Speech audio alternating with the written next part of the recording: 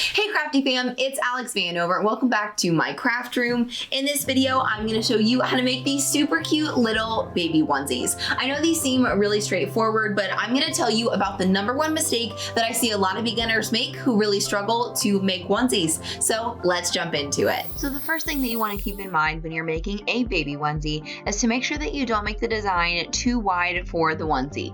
It can be tempting to go from seam to seam on the onesie because you just think it's already so small that the design just can't possibly be big enough. But one thing you have to keep in mind about onesies is, of course, you're looking at them and pressing them flat, whereas when, of course, you have a baby in them, they're going to be much rounder and the front of the onesie is not going to have near as much surface area available to it. So I'm using this super cute Mama's Little Man design that I found on Etsy. I will link it for you guys in the description below. And I'm actually only going to make this design 3.5 inches wide, even though I'm using a 3 to 6 month onesie, which I know seems crazy, but I'm telling you, you really don't need much space at all. Another cool thing to remember with onesies is that you can definitely use your scrap HTV for projects like this because the pieces are just so tiny.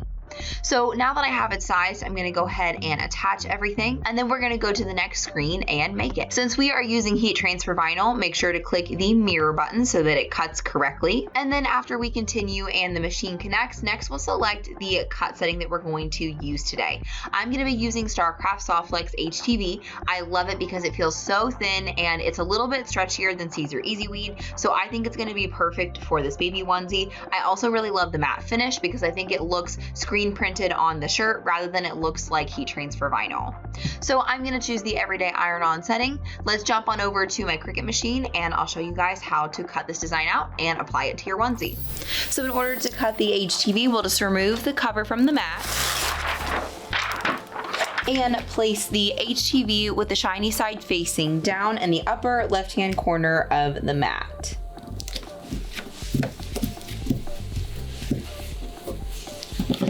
Then we're ready to insert it into the machine and press the go button when it flashes.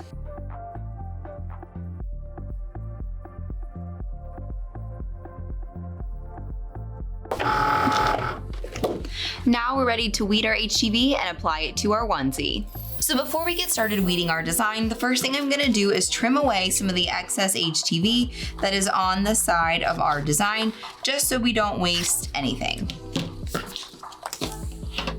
Next, I'm going to use my pin pen weeding tool to weed this design. If you guys have never used the pin pen weeding tool, I'm telling you guys, it is a life changer. You can get it from 143vinyl.com. I will link it down in the description for you.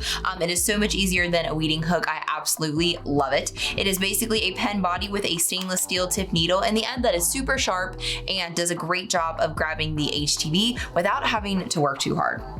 So we'll just jump right in. Basically, when you use the pin pen, you just want to use it in kind of a scooping motion like this. You don't want to stab and tear because you'll end up tearing your HTV.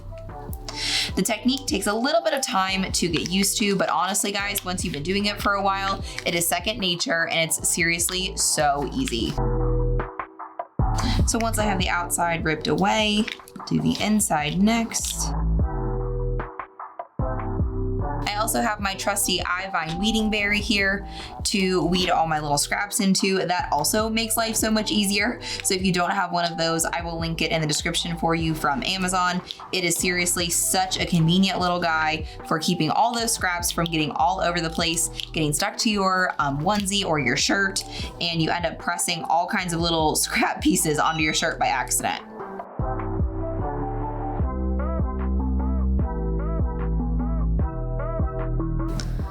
All right, once everything's all weeded, you just want to flip it over and make sure that you didn't miss any pieces. So for now, we're gonna set this aside. And the next thing we're gonna do is get some of the wrinkles out of our onesie. So as you can see, it sat in one of those packs for a little while, and so it's got some wrinkles in it. So I'm just gonna use my Cricut Easy Press to get some of those wrinkles out. So I'm gonna put down my Cricut Easy Press mat so that I don't hurt my table, and just run a little bit of heat over the top.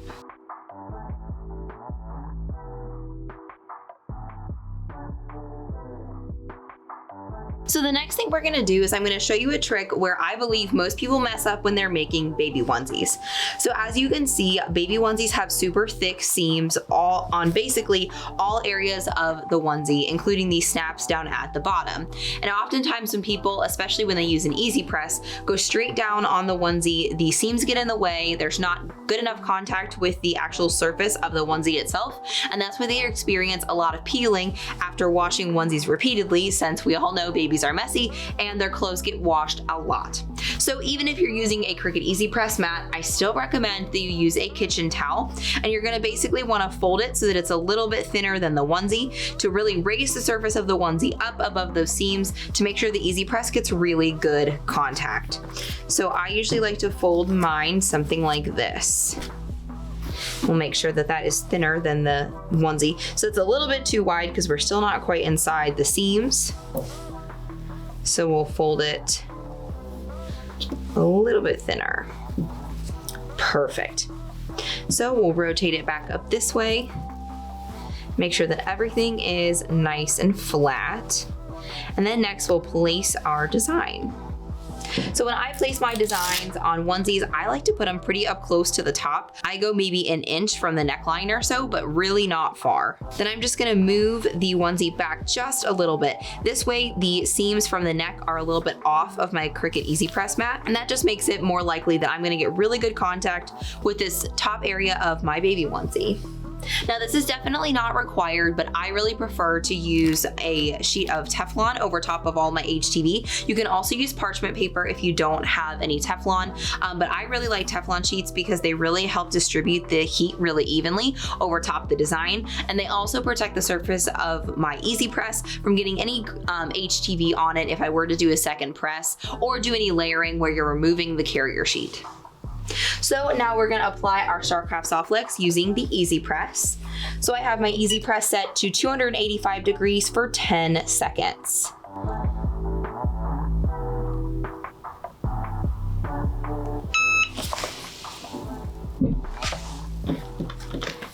Now let's remove the carrier sheet.